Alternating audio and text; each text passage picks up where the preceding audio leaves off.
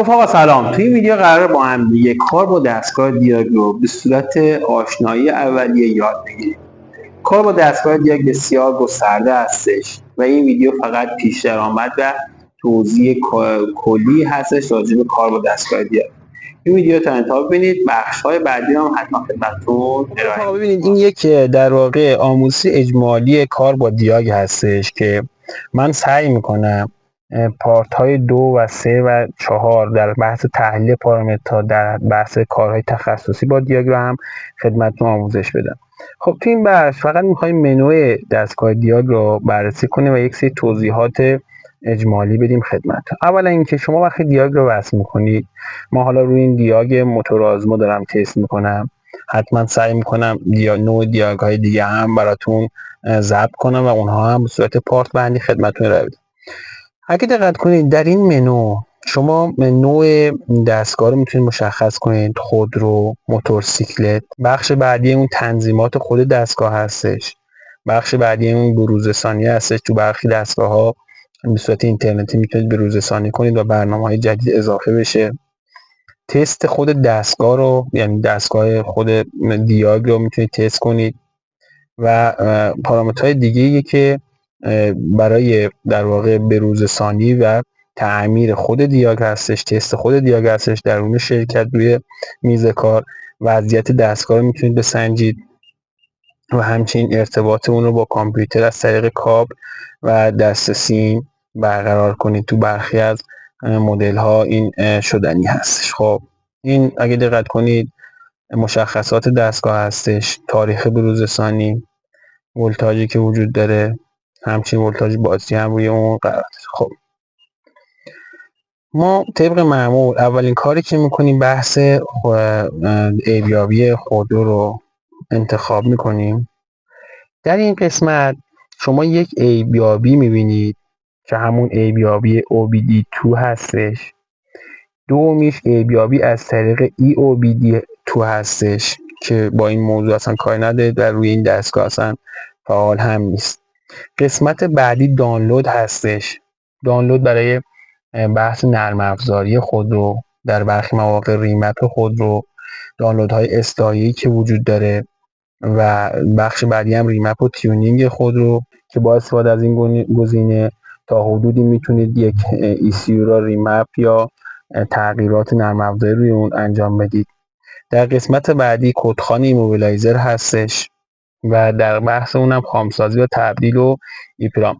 دو قسمت پایانی مربوط به ECU هستش و سیستم ضد سرقت که ما در حال حاضر مبحث بسیار گسترده‌ای داره و ما در حال حاضر اونو نیاز نیست بدونیم.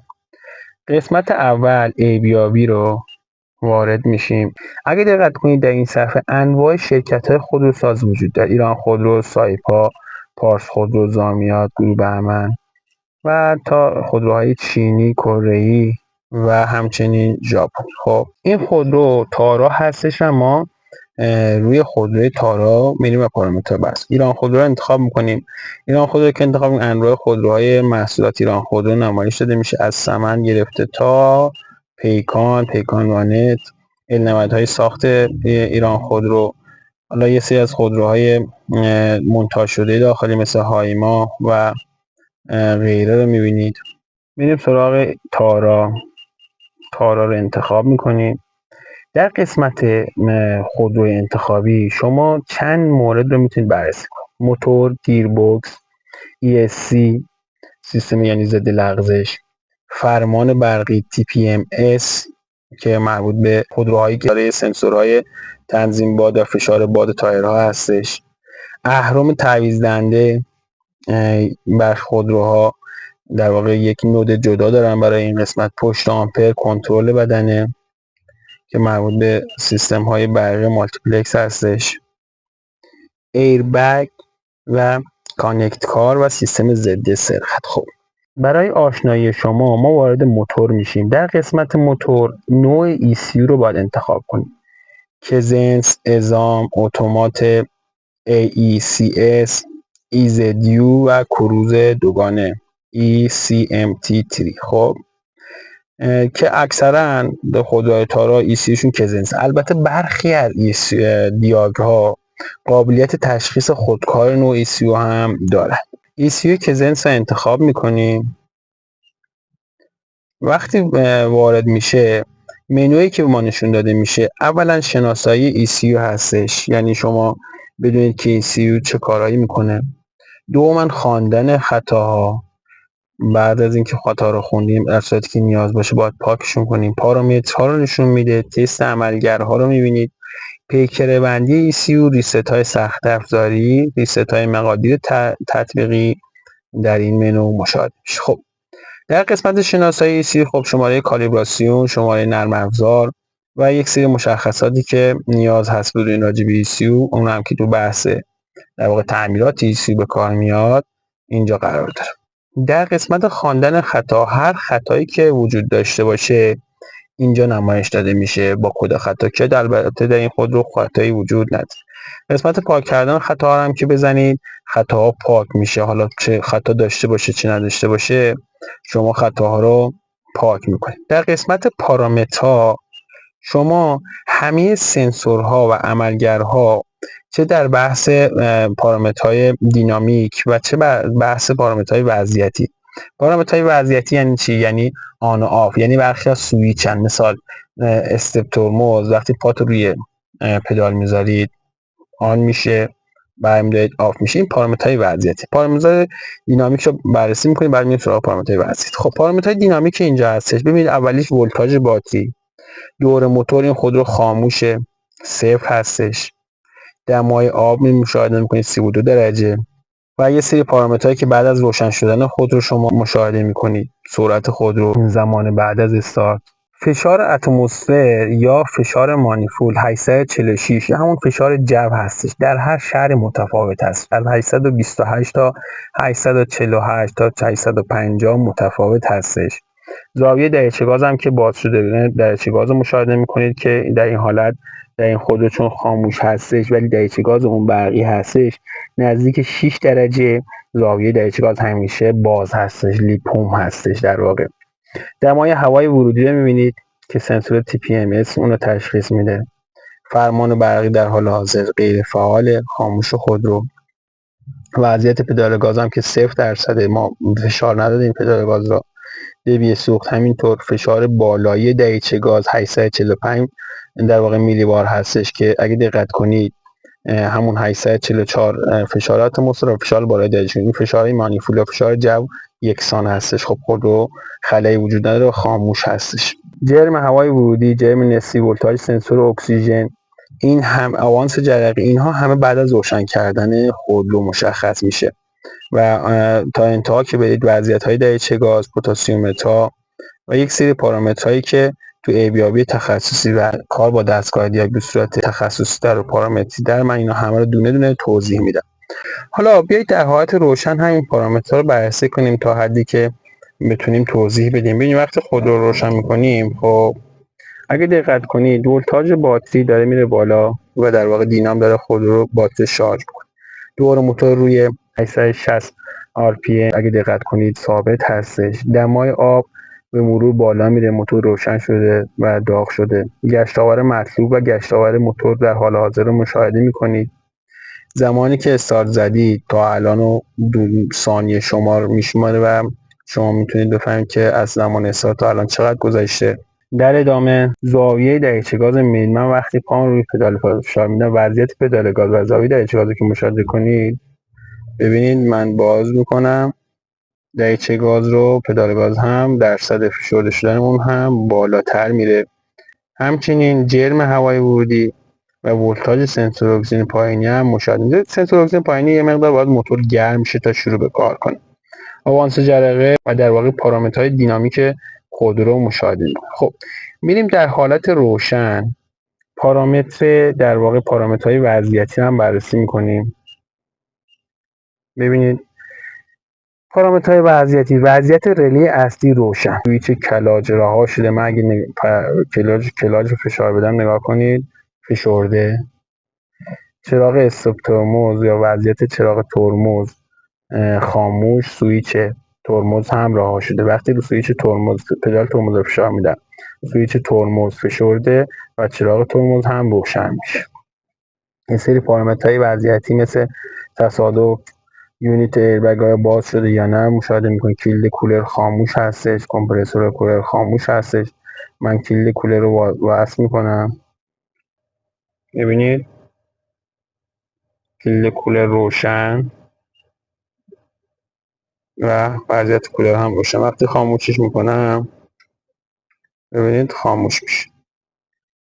کروز کنترل اگه فعال کنید اینجا مشخص میشه سرعتی که ست میکنید و در ادامه هم نمایشگر تعویض دنده رو میگه که ما دنده خلاصه و مشاهده نمیشه، در واقع دنده در حالت پارک یا خنثی قرار داره.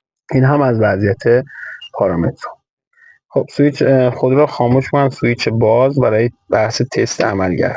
خب وقتی میخوایم تست عملگر انجام بدیم باید در حالت خاموش این کار انجام بدیم. تست عملگر که میزنیم، وقتی اینو میزنیم خب یه سری از عملگرهای ما میتونید تست کنید و با بررسی اون متوجه بشید که آیا سالم هست اون عملگر یا نه. مثلا من شیربرقی کینستر وقتی بزنم باید بالای خودرو برم، قسمت شیربرقی بررسی کنم ببینم صدای باز شدن شیربرقی به وجود میاد. رله پمپ سوخت رو من اگه فشار بدم باید پمپ سوخت شروع به کار کنه. ببینید به عنوان مثال من رله پمپ سوخت رو الان میخوام بزنم. من الان رله پمپ سوخت رو فشار بدم، میگه موتور خاموش، سویچ باز،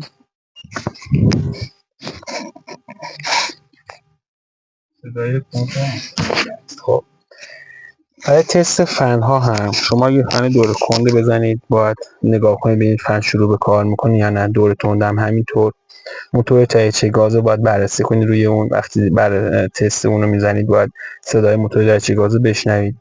چراغ چک خودرو رو وقتی من میزنم ببینید این چراغ چک خودرو اینجا قرار داره. خب چراغ سرویس خودرو، همون چراغ آچار رو من وقتی بزنم باید روشن بشه. نگاه کنید.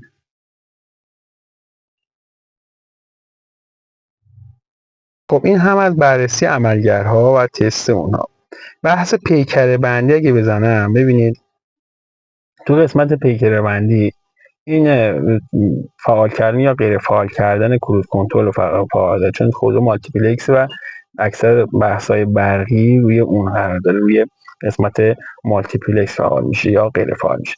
ریست سخت افزاری یا مقادیر تطبیقی چیه؟ معمولا بعد از تعمیر یا تعویض سنسورها شما نیاز دارید مثل دریچه گاز، مثل سنسور اکسیژن، مقادیر تطبیقی اون رو ریست کنید و همچنین ریست سخت افزاری صورت بدید تا گشتاور موتور بینی بشه و قطعات و سنسورها به صورت مچه و هماهنگتری عمل کنند. بریم سراغ قسمت گیربکس. خب قسمت گیربکس که بیشتر تو گیربکس های اتومات هست، این خود رو گیربکس اتومات نیست و ما بررسی خاص روی اون نمیتونیم کنیم، اما برای اینکه بدونید DAE یک نوع گیربکس این خودرو هستش و لاندایی هم یک نوع گیربکس این خودرو هستش که حالا اگر در قسمت های بعدی حتما گیربکس اتومات هم با هم بررسی کنیم. تو قسمت ESC هم که سیستم در واقع کمکی ترمز هستش برای ضد لغزش بودن، اونا هم میتونیم بررسی های مختلف کنیم. نوع ECU که اون هم قسمت جدایی داره و اونا هم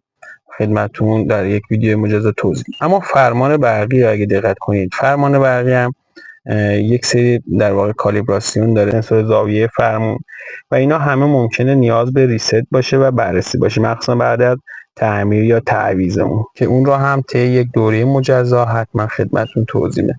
TPMS برای خودروهای داره TPMS هستش که البته این خودرو وجود نداره، سنسوری که روی چرخ‌ها قرار داره و باد لاستیک ها رو بررسی میکنه. پشت آمپر هم اگه دقت کنید همون بحث مالتیپلکس. اهرم تعویض دنده رو قبلش بگم. اهرم تعویض دنده خب در برخی خودروها در واقع یونیت برقی داره، مخصوصا تو گیربکس های اتوماتیک و شما باید حتما با دستگاه کالیبراسیون اون رو بررسی کنید.